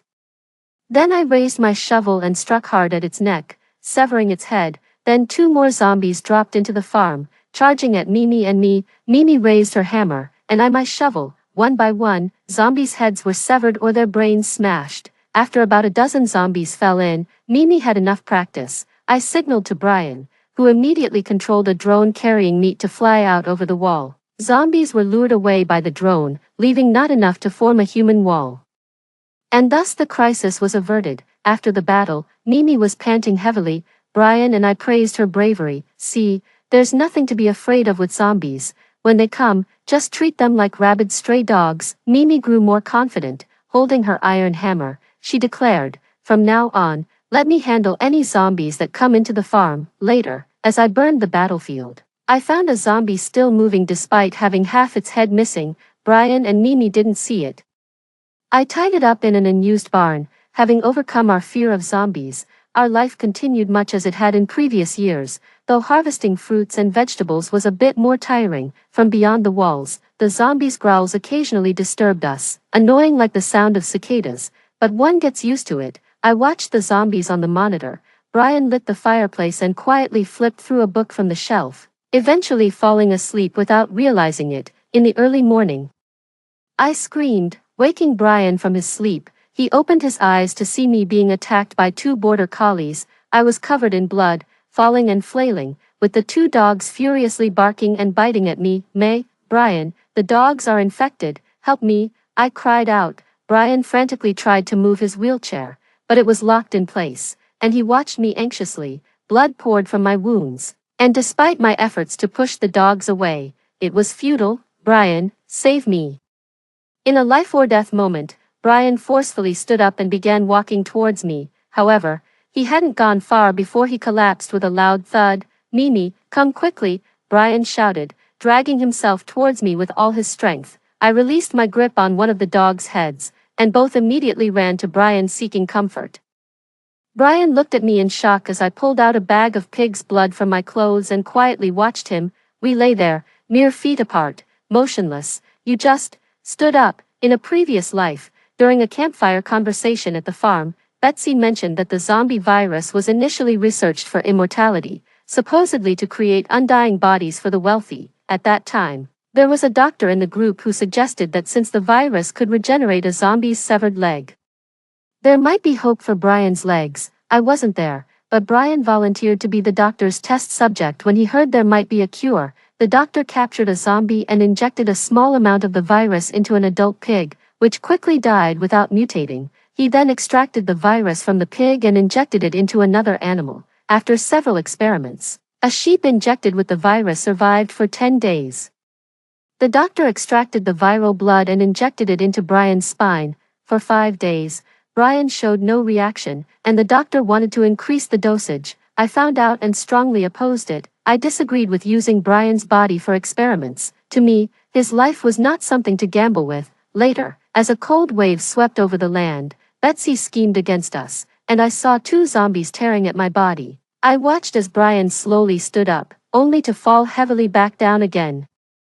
The experiment was successful. When I was thrown into the snow, still barely alive, Brian crawled over me, shielding me tightly beneath his body. He knew I would turn into a zombie. He knew we were both going to die, yet before death, he used all his strength to give me the last warmth of this world, into my body, my heart, and my memory. Having been reborn, I built a fortress for the apocalypse and secretly prepared a serum. I remembered every detail of the doctor's experiments, using young pigs and sheep as carriers to ensure Brian's safety. Just like in my previous life, a young lamb survived healthily for more than 10 days. I then extracted serum to inject Brian while he was asleep. Brian showed no reaction, so I had to create a crisis to push him. 3 days later, Brian could get up on his own. I made him a pair of crutches from peach wood, and he spent the whole day doing rehabilitation in the yard, walking back and forth. I had dinner ready, and Brian was still moving around in the yard. Come and eat, take a break. Brian walked very slowly, smiling as he said, apart from being a bit clumsy, I don't feel tired at all. May, I think I can take another shot of the serum, but without experimental data to back it up. Another injection was too risky. Things are already going well, let's take it slow. Mimi also said, Big brother, you walk like a zombie. Aren't you going to suddenly bite your sister-in-law at night? Brian scolded her, nonsense, then added, I was just being impatient. Let's take it slow. I will recover. Half a month later, Brian said goodbye to his crutches. He walked from the guest house to the fishing area, caught a fish, and cooked us dinner. I lay on a lounge chair watching Brian shuffle like an old man, very leisurely. 3 months after the zombie outbreak, Brian's legs had healed. At night, Brian and I lay together on the terrace watching the stars. While the zombies howled disruptively outside, Brian suddenly sat up. May, aren't zombies just like rabid dogs? We could broadcast a message and rally the villagers to exterminate the zombies once and for all. It's better than everyone being trapped at home. I shook my bamboo fan and responded to the enthusiastic Brian. Zombies aren't much to fear. A wall can block them. But have you considered that walls can't block malicious people with ulterior motives? In the apocalypse, laws and morals are discarded, and the unrestrained, intelligent humans are 1,000 times more terrifying than zombies.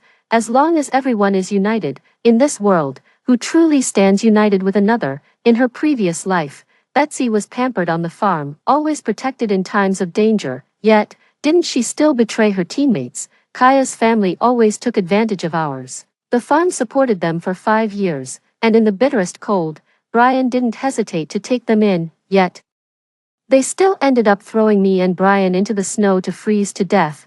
Human intentions are ever unpredictable. Brian remained spirited, and the next day he listed a dozen more plans to eradicate the zombies outside the walls. You say human nature is terrifying, but that's only when there's no food in the city. As long as there are no threats from zombies, rural areas can continue farming and breeding. Where there's hope, there will be order. In my previous life, weren't farms established to create order? Yet, after a severe cold snap, internal strife on the farm led to a thorough demise. I said, zombies lack intelligence and aren't hard to handle. We should just wait for national rescue. If you rashly organize people to fight zombies and there are casualties, How will you face their families? Brian was silent for a few days. One morning, I was awakened by the noise of his siblings. The power's back, there's a signal, May. The country has finally defeated the zombies. Mimi showed me his phone, displaying an official video of zombies being lured out of the city and then completely annihilated. The caption still read, "The people will ultimately overcome all hardships." The government also distributed oddly smelly sachets for free, which could mask human scents. A blogger specializing in fighting zombies tested it and confirmed that even in a room full of zombies, you wouldn't get bitten. I turned on my phone, fully restoring the signal. No word from Betsy. Hopefully, the zombies got them. The government sent a text to everyone, urging the clearing of roads. The operation to eliminate zombies in the city was nearing completion. Food distribution could proceed normally. Zombies in rural areas would be gradually eradicated. Residents of villages and towns could travel in groups to seek refuge in the city. In front of mighty humanity, zombies without intelligence are just mad dogs, threatening. But not a major threat. Once communications were restored, a farm worker called me immediately. "Sister Nan, the disaster relief people from the city said to keep your loudspeakers on as much as possible, to help eliminate the zombies in one go." I said, "Understood, Sister Nan, you had such foresight to build a big wall before the zombie outbreak. In my previous life, the workers were all teammates fighting zombies." I told them, "My foresight tells me the crisis isn't over yet. When the government sends relief supplies, besides food, make sure you get some things for the winter." The workers agreed solemnly. They also sent a few sachets to the farm using drones. People who survived the ordeal began to show up online, encouraging each other and celebrating surviving the apocalypse. A week later, we didn't receive the government's zombie-killing team. Instead, severe cold arrived. An unexpected heavy snow fell, carried by the chilling wind, drifting and covering the earth within a day. I leaned by the door, quietly watching the snow fall. Brian leaned against his wheelchair behind me, silently watching the snow, this snow, as if draining all of Brian's strength. In just 3 days, the temperature dropped from 40 degrees above zero to 20 below. Coastal areas experienced even lower temperatures, with people freezing to death every night. With zombies still around and unexpected heavy snow, humanity truly faced the apocalypse. Despair spread among everyone. I opened a short video app. A woman in a snow-white dress stood in the snow, accusing the heavens of wanting to exterminate humanity. Behind her, skyscrapers lined up. Someone fell from a high place. The woman, startled, turned around. And then, yet another family was seen holding hands as they fell from the top floor. The video abruptly stopped. The methane was depleted. Brian, wearing a down jacket, was cooking by a fire at the doorway, both of them expressionless, like robots busy at work. I wrapped myself in a blanket and walked over. Brian struggled to light the fire with a lighter, failing several times. Seeing me, she choked up and said, "I can't do it. Nan, I just can't light it." "It's okay," Brian cried. "If we can't start the fire, we'll freeze to death." She sobbed uncontrollably. "So many people have frozen to death, but the zombies don't." I saw online that some people are feeding the zombies, saying if you turn into one, you won't fear the cold or hunger. "It's going to be okay." I hugged her. The convenience store has an endless supply of lighters. We have sturdy walls, mountains of food. We have enough firewood to keep us warm, and a basement to shield us from the severe cold. We won't starve or freeze. Gradually, Brian stopped crying. Brian said, "I'll go and get another lighter." "I'll come too. Let's move everything to the guest house while it's not too cold yet." Brian rode with me to the convenience store, asking along the way, "Are you saying it's going to get colder?" I paused. In my past life, we had died after the Double Ninth Festival, when the temperature had already dropped to around -80 degrees. The situation wasn't promising. "Let's prepare for the long haul." Brian grew more pessimistic, abruptly stopping the bike. "You said zombies aren't the scary part. People are. Now that food can't regrow, could terrorists roam around looting food?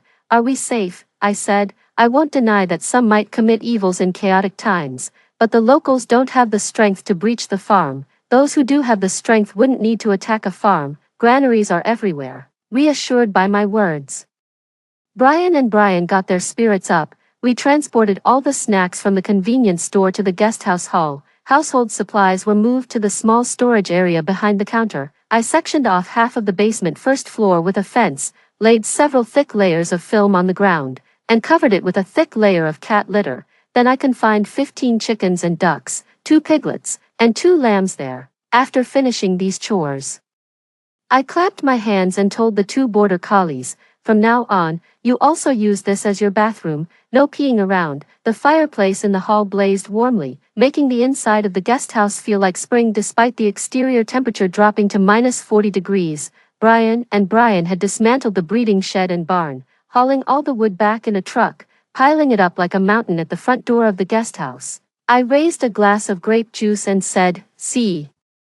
The cold isn't so frightening." The inexhaustible charcoal fire gave them a sense of security, and May clinked her glass with mine. As the temperature continued to decline, that evening, I sat in front of the fireplace reading a book when my phone suddenly rang. It was Carl. Communications hadn't been cut off, but some areas had lost power. The farm had storage batteries, though I wondered how Carl had found a power source. The video connected, and I saw Kaya's gaunt face. "Where's Brian?" "Let Brian take the call. We barely managed to find a power source." I smiled. "We couldn't reach you for a while. Thought your whole family might have perished."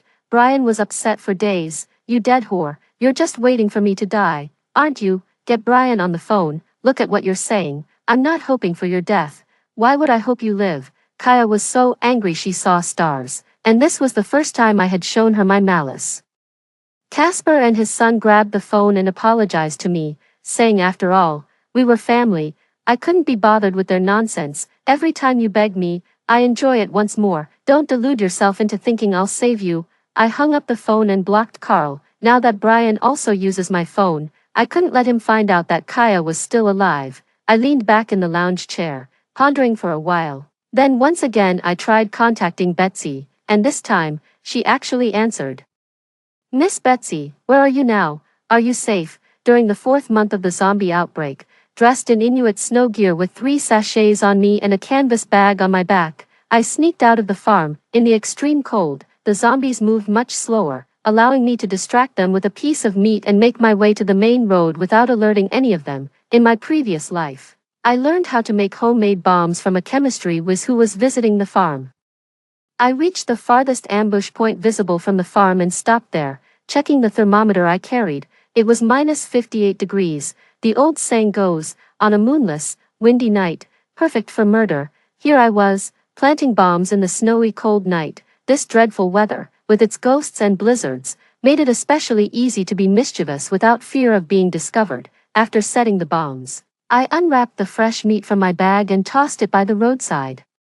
The next morning, I sat in the sunroom on the 4th floor, observing the road through binoculars amidst heavy snow and fog, seeing nothing but a white blur. I couldn't see Betsy's convoy. Last night, Betsy mentioned that 10 days ago, Daniel suddenly went mad, killed his teammates, and then tried to kill her. Fortunately, the bodyguards her parents had sent arrived just in time, and she only injured an arm. Curiously, it was another case where all teammates died except Betsy. Also, why did Daniel want to wipe out his own team? I asked with concern. "Are you all right?" "It's fine, except that Daniel burned down the granary." "Miss Betsy, how have you managed these last 10 days? After a pause, I heard her voice, tinged with a laugh. "I bought some food from the villagers." "Bought, in these times, where grain is as precious as flesh and water as blood, what did she use to buy?"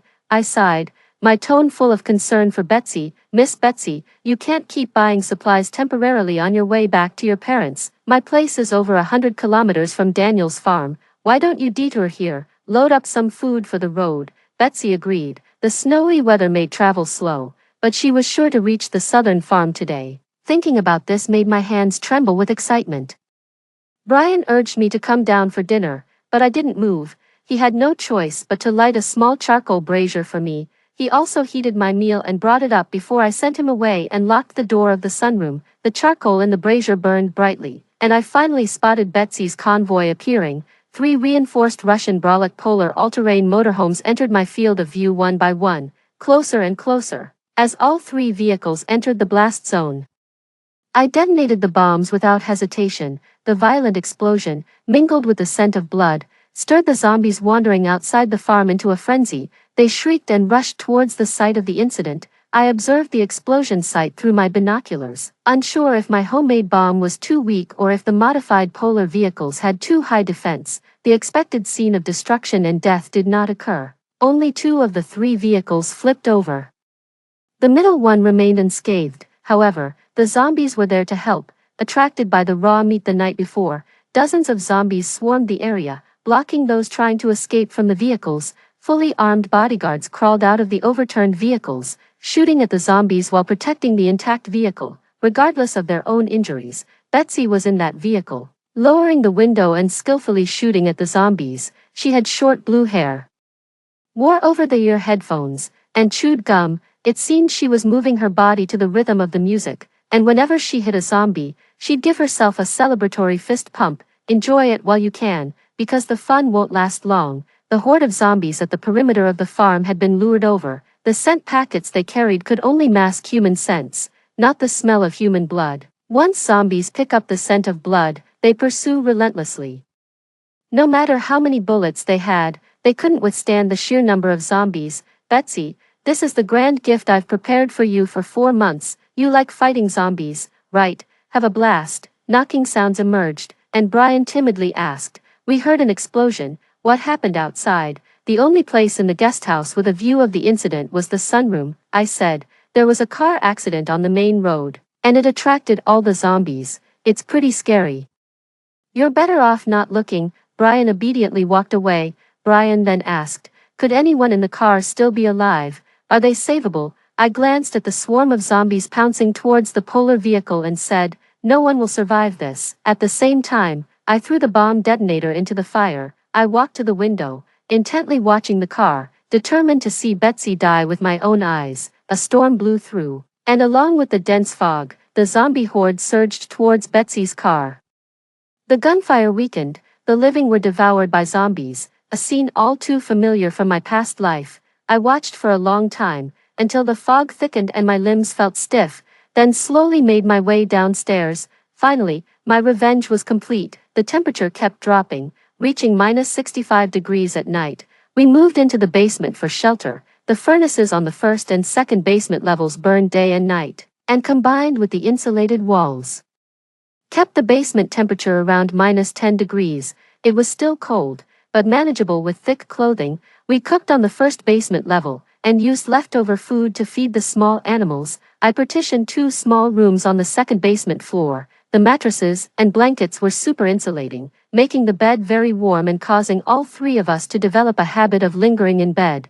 As for using the restroom, we used simple toilets lined with plastic bags filled with cat litter, which we disposed of during the day. 3 days after blowing up Betsy's convoy, I went back to the sunroom with a telescope to survey the area. The snow had now covered the blood, with only zombies wandering about. Brian followed, took the telescope for a while, and sighed, that's tragic. A lot of people died, didn't they? I snatched the telescope back. I told you not to look. You'll have nightmares again, Brian said. The gunfire lasted a long time that day. Those people had guns.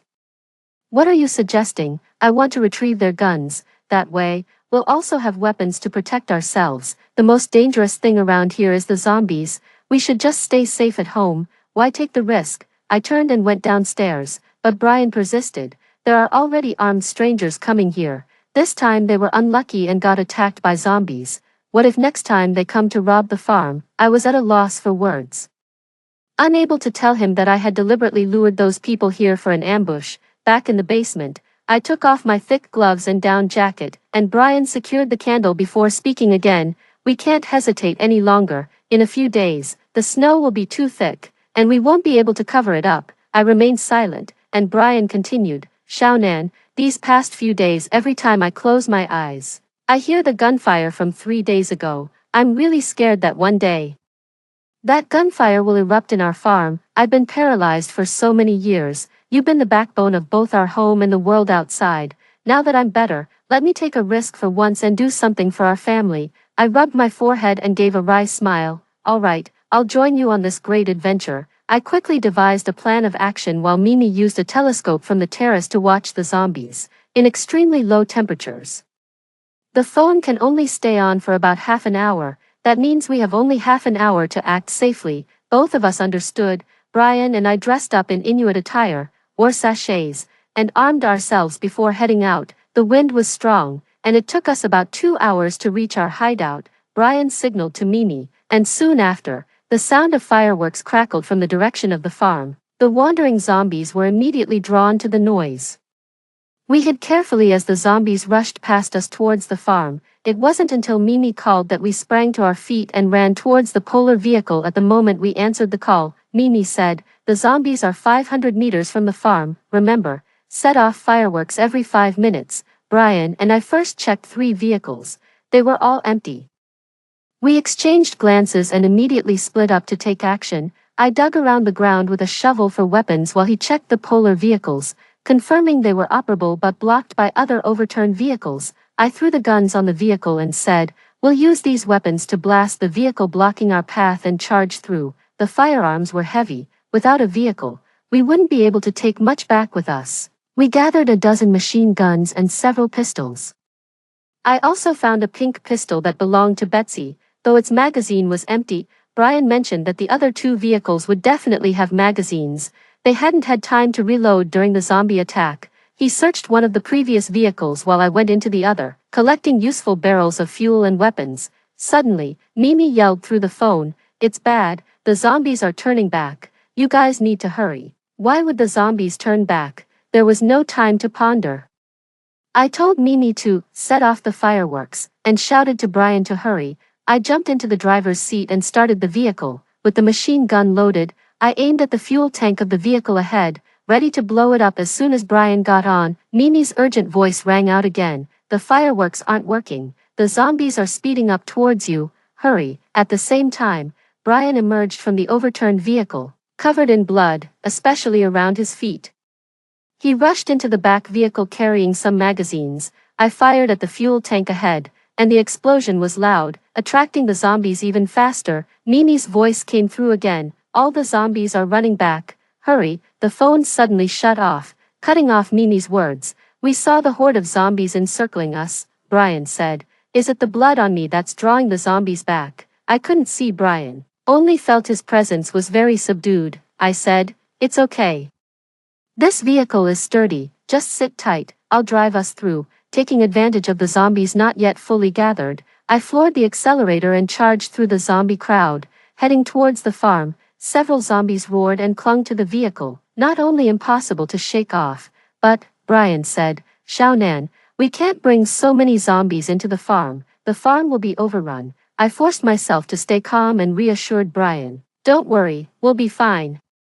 Brian reached out from behind and placed 3 sachets close to my body, saying, "The zombies are attracted to the scent of blood on me. As long as I get out of the car, you and Mimi will be safe." "No, we can't do that," I protested, tears streaming down my face. "Just throw away your shoes." Breathing heavily, Brian confessed, "Xiaonan, I've been bitten." Underneath the car, a zombie's head had penetrated Brian's shoe. I cried uncontrollably. I know, the blood had frozen on the car. It couldn't have rubbed off on Brian. It must have been during his struggle with the zombie head that he accidentally got covered in blood. When Brian got into the car, I noticed his staggering steps. He didn't sit in the passenger seat but moved to the back, and I suspected something was wrong with him. Trying to keep the car steady, I cried out, "Brian, quickly throw your shoes out." Brian forced a smile. "In this weather, if I take off my shoes, my feet will freeze." Driving the car, I sobbed heavily. "Your life is more important, Xiaonan. We both know there's no surviving this virus. Even if you turn into a zombie, you're still my husband. I'll take you home, and someday, there will be a cure." But Brian said, "I don't want to be a burden to you anymore." His voice was hoarse. "Wife, I don't want to be your burden." I heard him shifting his body and immediately screamed, "No, Brian, don't. Just because others turn into zombies when bitten doesn't mean you will. You have antibodies." "Yes, you have antibodies. You'll be fine." The polar vehicle moved slowly, and zombies surged like a tidal wave outside the window. Brian said, "If there really were antibodies, the government would have announced it, right?" "Don't, Brian, don't." I drove on, tears streaming down my face. "Go home, don't stop the car." After saying his last words, Brian suddenly opened the door and hurled himself into the zombie horde like a bullet. "Brian, no." I screamed my heart out. Watching through the rearview mirror as the zombies, attracted by Brian's blood, abandoned the snowmobile and swarmed him like ants to sugar, the vehicle suddenly felt lighter, and I cried so hard I dared not slow down to take another look at Brian. Turning into the farm's driveway, the wave-like horde of zombies seemed to vanish in an instant, and so did Brian. I had lost him forever. Mimi opened the farm's gate for me, and I drove the polar vehicle inside before she quickly closed the gate. I stumbled out of the car, and Mimi, crying uncontrollably, clung to me. Did the zombies eat Big Brother? Unable to comfort Mimi, I returned to the basement in a daze and threw myself onto the bed, Brian's familiar scent enveloping me as I buried my head in the pillow. I wept uncontrollably. Why did I ever agree to his adventurous plans? If we had just stayed safely at home, right now, Brian would have been cooking dinner for me. He would have been upstairs, making dinner. After lying down for days, by the time I gathered enough strength to make it to the fourth floor, the traces outside were already buried under the snow. I stared at the spot where Brian jumped from the car, my tears flowing freely. Suddenly, the phone rang. I answered it, and to my surprise, it was Kaya's voice. My dear niece-in-law, how are you and Brian doing? Put him on the phone, will you? My voice was hoarse. What do you want? Through the phone, Casper and Carl said. We found some kind folks who are taking us back to our hometown. We're nearly at the farm. Come pick us up. They said they'll drop us at the farm's crossroads in half an hour as they need to continue their journey. We're family, after all. You wouldn't let us freeze to death out here, would you? I remained silent. Kaya continued, I'm telling you, May, even if we freeze, we'll freeze at the farm's gates. If you dare not come, see if Brian agrees. Fine, I'll come get you. I drove the snowmobile out, instructing little Bo before I left, guard the gate. If anyone other than me comes, shoot them. Don't let a single person into the farm. Halfway down the farm's path, I saw Kaya and her sons, heavily clad, struggling through the snow. They were determined that once they reached the farm, Brian wouldn't ignore them. Unfortunately, Brian was no longer with us. I turned the snowmobile around and waited for them. As Kaya's family caught up, Casper cursed. You heartless creature, why couldn't you drive the snowmobile a bit forward? Why make us suffer more in the cold? Kaya tightened her scarf. Stop that now, just get on. I pulled out a pistol and suddenly shot Casper in the leg. Casper screamed and fell, with Kaya and Carl rushing to help him. Kaya yelled, You monster, he's your uncle. Are you trying to kill someone? I am indeed here to kill. I turned and grabbed a shovel from the vehicle, planting it firmly in the ground. Casper, what really happened in Brian's car accident 8 years ago? Casper, clutching his injured leg, replied, What does that have to do with me? Still denying it, I shot his other leg. Casper wailed in pain. I planned to drive you away after Brian's death, but I swear the accident had nothing to do with me.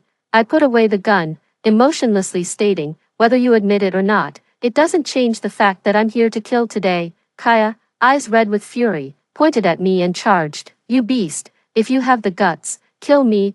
I don't believe Brian would let you slander us like this. Brian and Bo are my blood. If you kill me, I don't believe they won't avenge me. I picked up the shovel and swung hard, severing Kaya's hand, which instantly froze upon hitting the snowy ground. Kaya, in agony, knelt down. Zombies, attracted by the blood, began howling and charging towards us. I said, Knowing you're Brian's kin, I won't use his gun to kill you. With a forceful thrust, I sliced through Kaya's throat, blood splattering everywhere. Carl dropped his parents and ran. I tossed the shovel, catching it mid-air, and hurled it, hitting Carl in the back. As Carl fell into the snow and turned around, I was already in front of him. Where's your girlfriend? In my previous life, it was Carl and his girlfriend who left me in the snow. Carl, unable to lie, trembled. My dad killed her 3 months ago. We ate her, waiting for government aid. It's a relief she's dead. Now I don't need to seek revenge. As the zombies closed in, I slashed Carl's face with a shovel and snatched the sachet from his body, then quickly turned to leave. Miss May. Carl knelt and cried out, Miss May, I know you are not a cruel person. It was my family who wronged you. Please, grant my son and me a swift end. That won't do. I kept walking. You'll need to turn into zombies. That way, dead and circling my farm, you'll be of use to me as guards. Only then does your death have value. You should experience the pain I felt in my past life from a zombie bite. I started the snowmobile and saw through the rearview mirror that the three were being bitten by zombies. The father and son cursed me with their dying breaths, wishing me a terrible death. I felt nothing inside. Brian was dead. Why should these evil men live? If heaven won't take them, I'll do it myself. After the double ninth festival, the snow suddenly grew heavier. In just a few days, it had buried the first floor of our guest house and the temperature dropped to minus 98 degrees. Little Boo and I completely stopped going above ground. Fortunately, the temperature didn't drop further, giving us new hope. Things will get better, won't they, Brian?